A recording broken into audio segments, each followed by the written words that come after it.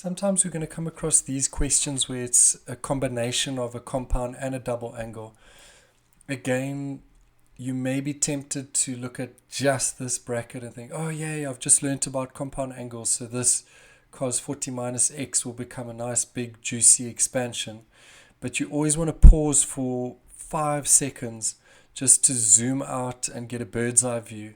And if you zoom out just for a few seconds, you notice that it's got the combination of cos minus sine, and that is the perfect example of a cos compound angle, and it's the one that has a minus, so the bracket will be a plus.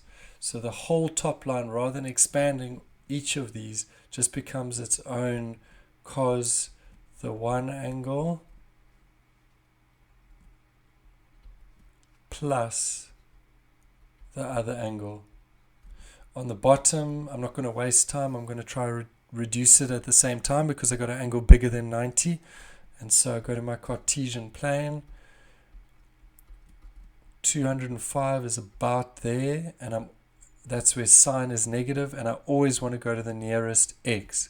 So it becomes negative sine 25 cos 25. Let me simplify the top line because the x and the negative x will cancel. So I'm just left with cos 40. And then on the bottom, we chatted about this in another video. If you ever notice sine and cos are timesing together and touching each other, it has that feel of a sine double angle, except it's just missing the 2 in front.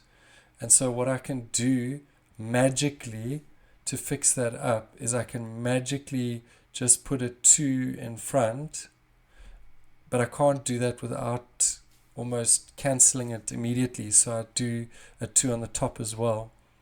So there's the 2 that I've introduced to the top line. The bottom line now makes a perfect double angle of sine. So it will be negative, but it's a perfect double angle of sine, double 25. Look out for that magic trick of introducing a 2.